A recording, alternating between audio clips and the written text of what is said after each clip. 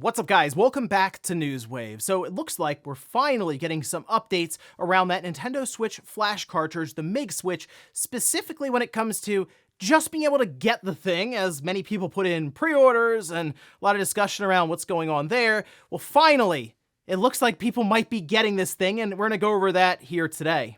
Also, we are going to be talking about that upgrade for the original Xbox that didn't go so well originally with the XBHD. Looks like they've not only fixed the problem, but actually had a new edition announced. And then we'll also be talking about an update for the PlayStation 5 system that seems to make it just a little bit more stealthy. Guys, if you enjoy these videos, make sure you hit that like button, helps out a ton. And if new here to the Spawnwave channel, make sure you subscribe down below. And of course, members for the channel do get Newswave early and ad-free. If you want to learn more about that, you can click the join button down below this video. And we're going to start today with Star Wars Battlefront Classic Collection. That, of course, is Battlefront 1 and 2 being done from Aspire. It is out today, and reviews went live yesterday, which we can see over on OpenCritic. This collects all of the different systems and puts it under one review score. Currently coming in at an 82. Now, we're going to see more and more reviews come in, as this is apparently on 10 reviews for the thing, and apparently online servers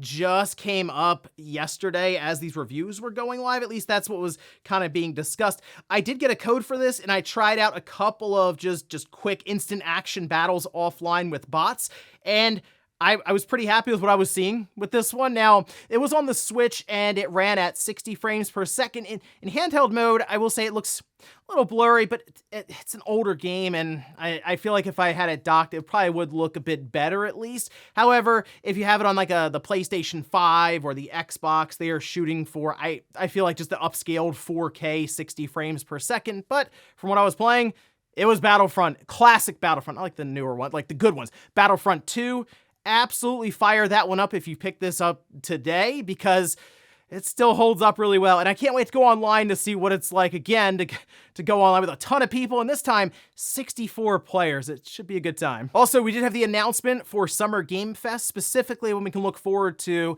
Jeff Keighley's, basically his E3 showcase here, and we can see this posted up over on the official X account saying it's officially official. On Friday, June 7th, Summer Game Fest streams live from YouTube Theater in LA, 2 p.m. Pacific, 5 p.m. Eastern Time, a 2-hour showcase of what's next in gaming, and you can sign up for event alerts at summergamefest.com. And this is just sort of the start of announcements for different showcases, because remember, we don't have that typical E3 time where there was a week that we would look forward to and everything would be jammed in there. No, in this case, we could be seeing announcements for basically every week or every other week, starting, as soon as April, really, if you think about it. As I wouldn't be shocked if Sony had something in May and Nintendo somewhere in June. You have Summer Game Fest, Capcom can do something off on their own, Ubisoft probably will, EA probably will, and Microsoft, we know, is also doing something in June. So we're starting to get closer and closer to that time period where it's going to be nonstop news and gaming stuff getting thrown all over the place, and should be a lot of fun. But at least here we have our first real announcement for an event, this one, Summer Game Fest. Oh, and it looks like we have a bit more movement on the Embracer Group Saber Interactive front, as there was word going around from a report that Saber Interactive is actually breaking away from Embracer Group, and apparently they're bringing Knights of the Old Republic Remake with them. Well, we can see this posted up on X, as it was noticed that Embracer Group is being removed from Saber Interactive's website, at least mention of them, and that would kind of play into the idea that they have been able to essentially buy themselves out from under Embracer Group. Seems to be with just outside help from investors.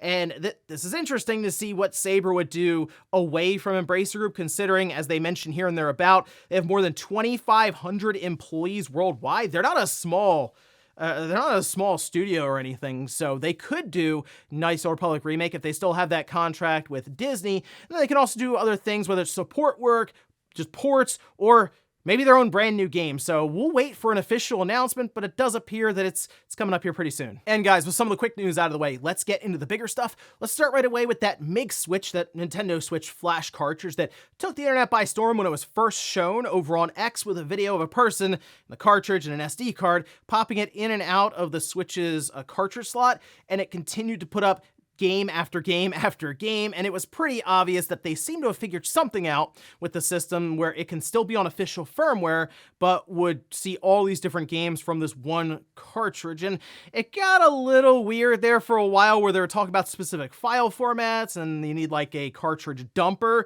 in order to make it all come together. Otherwise, you need a modded switch. And that seemed to throw everything off when it came to the order details, which I still have not received mine yet. It's from moddedhardware.com. And they also went through it where originally they offered the Mig Switch and then also the dumper together for like $65 or $70 shipped, but not the case. The dumper is still coming later on. However, the Mig Switch was still kind of in question because no one had really received it outside of just kind of a group of reviewers on YouTube who did a very good job showcasing this cartridge in different videos. Well, now it appears people are starting to get the Mig Switch out in the wild, and it's pretty recent, as of like 2 days ago, but there is a subreddit where people have now come together mostly to share notes for when people's orders are showing up and where they're coming from, which you can see that subreddit here. And I'll leave a link to this down below in the sources if you want to head over there, because maybe you ordered one of these. But Mig_Switch, and it does have over 1,000 members, and yeah, they're all kind of kicking around about what they're gonna do now if it doesn't show up. And then all of a sudden, I saw a post saying, "Hey, it's here. I have it in hand. Let me show it off in a video." And this is great news. Unfortunately, we're still not really sure what order they're going out in or who's next up or what, because some are getting shipping notifications and it's like, okay, well, I have a tracking number. I can follow this. Others are getting nothing and it's just kind of showing up. So if you put an order in, like me, for example, I put one in back right at the beginning of January, end of December, when they first went up for pre-order. I guess keep an eye out. You could technically email the website you bought it from. And that was sort of the issue I think many of us ran into, was it was kind of just like a scatter shot. They just started popping up everywhere. And it was like, well, I guess I'll just order the first one I can find, as long as they can hopefully provide it later on, as many of them said that they were just pre-orders. Well, again, on that subreddit, there is a list of basically verified vendors. And now we're starting to see who is getting their Mig Switch from where, and that hopefully will be able to help people determine where they should order them from. But I will tell you this, I would kind of wait and see and make sure everyone, or most everyone, gets their orders filled, and we start having those buttons go from pre-order to just order, and they can give you a legitimate time frame that's hopefully like a week at most for shipping, because this whole months and months out is not great necessarily for the end user who's going to hang out waiting while the vendor has their money. But this is good news, obviously, for people who have been waiting for the Mig Switch. It does at least appear that it's starting to ship out. So again, I would head over to the subreddit, see if you can find maybe the website you ordered yours from, and see if anyone's actually getting theirs in. Next up, let's talk about PlayStation Plus Extra and Premium tiers, as we had, of course, all the different games unveiled to us for March. Now, these will be going live March 19th, and we can head over here to PlayStation Blog. Starting at the top, that's with NBA 2K24. I still think this is good just in general for the subscription service to get these different sports games, because we know how quickly they fall in price just in general, especially after a season like for the NBA kind of runs its course. They end up in like the $10 bin basically. But hey, NBA 2K24, there we go. Marvel Midnight Suns, which I feel like is fairly underrated. It just didn't sell well, but it is actually a pretty cool game, and I would recommend checking that one out. It is a little different than I was expecting, as there is more involved when it comes to the social aspects to it, like as opposed to just being in battle all the time. There's quite a bit more to do there than you would figure. Resident Evil 3, though, that's also going into the service there of PlayStation Plus Extra. We have Lego DC Supervillains, Mystic Pillars Remastered, Blood Bowl 3, a Super Neptunia RPG, and then Dragon Ball Z Kakarot, specifically the PlayStation 5 version. If you're unaware, they did like an upgrade for the game, and because originally it came out on the PS4 and the Xbox One, it just was backwards compatible for the newer systems. This, though, is for the PlayStation 5, so it does get extras when it comes to things like frame rate, resolution, and I believe just full-on assets. Let me move up here to PlayStation Premium, the classics.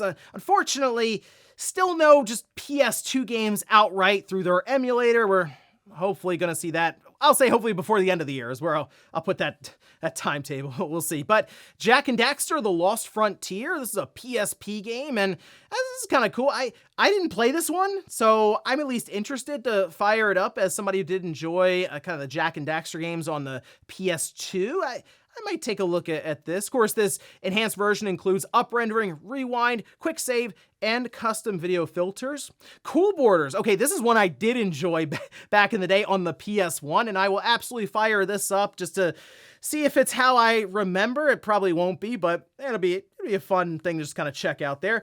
God's Eater Burst. I have not played this. Interesting. It is on the PSP. Same deal there with the up-rendering, rewind, quick save, custom video filters. Phoenix Wright Ace Attorney Trilogy. This is Sony doing that thing where they take older games that are already technically on like the PS4 or something and then add it in like it's the actual classics game. JoJo's Bizarre Adventure, All-Star Battle R, kind of the same deal there.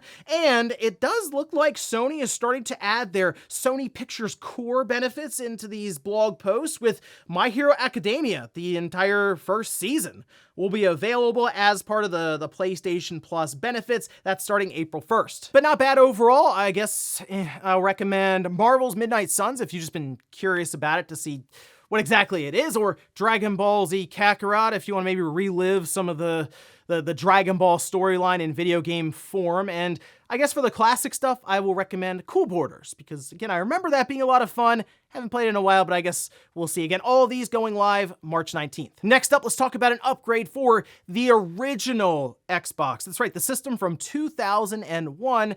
As we are seeing with a lot of these older systems from that 6th generation, they don't really match up too well to newer TVs, flat screens with HDMI ports, and that's why we're seeing more and more companies throw their hat in the ring for these adapters that go from the back port to HDMI. In this case, Eon released the XBHD pretty recently, a month or so ago, and it didn't go over the best, mostly because there seemed to be some kind of issue or error with the firmware that came on board with the first wave of adapters that made everything very, very dark. Like everything was kind of turned down in terms of the brightness settings. Well, they have now fixed that, and in fact, they're also releasing a new edition that get a lot of nostalgia there, especially maybe for a lot of the Halo fans, but you can see it here. It is the Spartan edition, as 117 right on the top there, and it's kind of that translucent green, which is, again, pretty cool.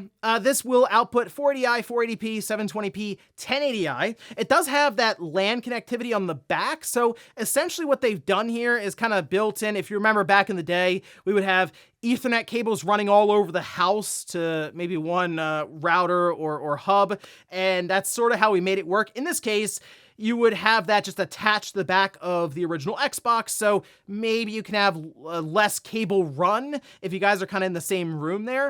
And then it also has 2 HDMI ports on the back, so you can sort of have a mirrored split display. For example, if you're trying to do tournaments, you can have one maybe going to a set that an audience can watch, and then you can have the other, of course, going to a set in front of the competitors. The only sticking point I have with this adapter is it's not exactly cheap. It's $150, and that is technically down from the original $190, so it's, again, the retro market just tends to be pretty expensive. But hey, if you're a big fan of the original Xbox and you were looking for a plug-and-play solution that also has additional features like the 2 HDMI ports and, of course, the LAN connectivity, I mean, it's a good quality product in that regard. There's also other alternatives, of course, out there, and they're flooding Amazon with varying levels of quality, so keep that one in mind. But at least good news here for people who are unsure of that initial run of the Eon XBHD. They have resolved that, and you know what? I will be checking this out in a video, as they did send one out to me,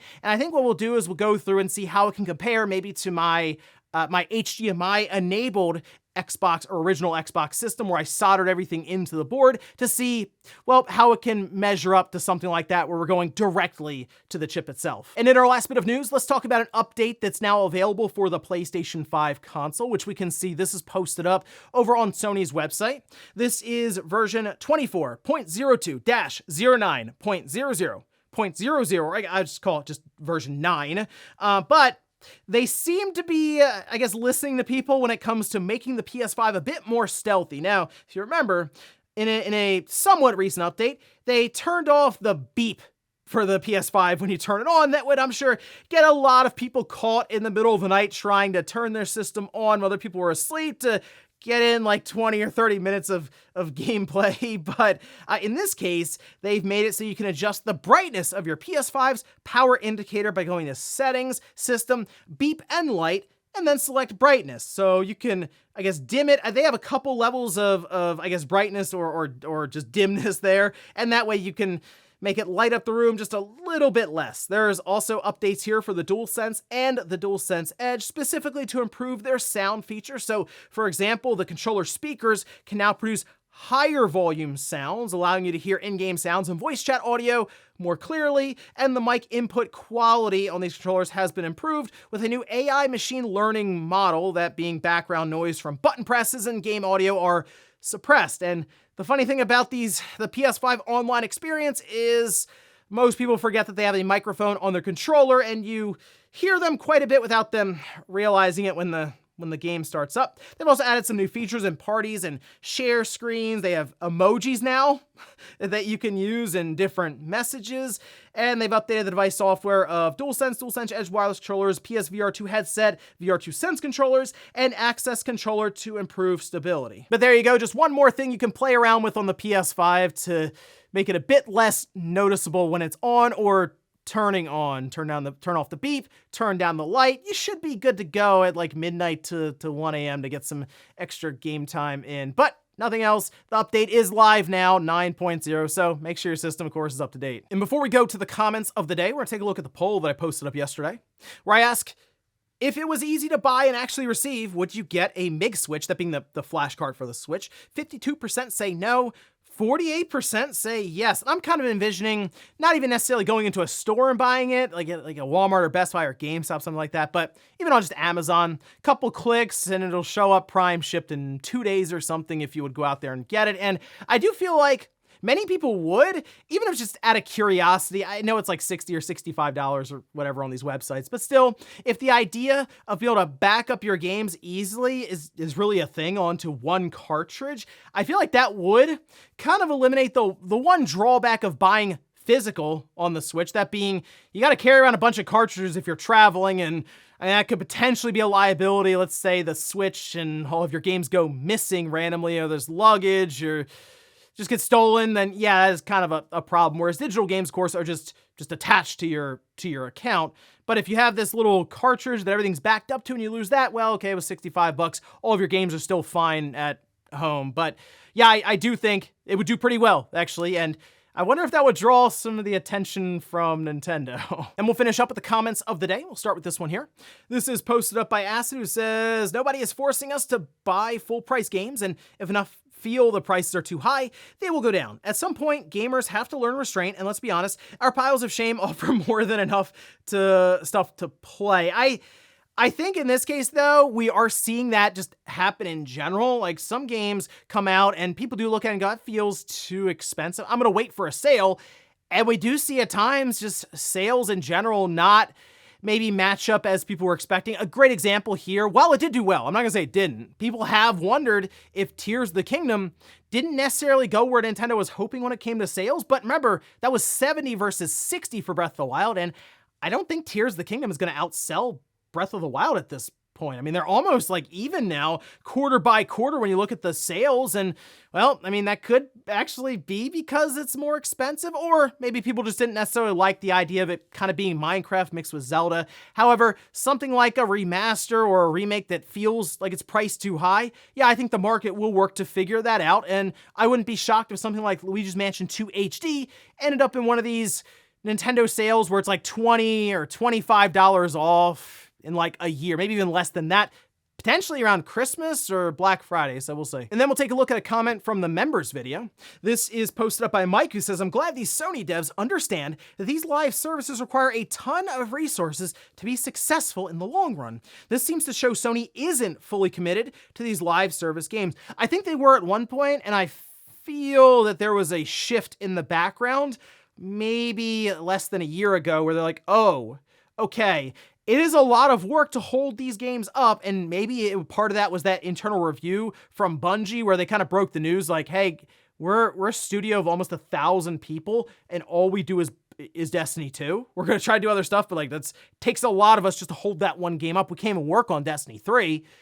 And you see Naughty Dog go, well, we don't necessarily want to do that all the time. We'd like to make single player games. And I feel like Insomniac ran into that same thing where they realized, hey, it'd probably be better if we continued our relationship with Disney for these Marvel titles that we're going to be doing going into the future, as opposed to just end up being a Spider-Man multiplayer studio. While that would be cool, it would also probably be the only thing Insomniac would do, and then Naughty Dog would just be a Last of Us multiplayer studio. I don't know how much I really want that from some of these bigger studios from Sony specifically. And ladies and gentlemen, that's going to do it here for Newswave. If you enjoyed this video, guys, hit that like button. If not, hit the dislike. Leave comments down below about everything we talked about here today. Where's the Mig Switch? Hey, let me know if you got some sort of shipping notification for it, or if yours already came in. And then also, what about the PlayStation Plus Extra and Premium games for March and the XBHD? It's expensive, yes, but are you interested now that they appear to have fixed their major issue when it came to the brightness in that first run? Thanks, guys, for watching, and I'll see you next time.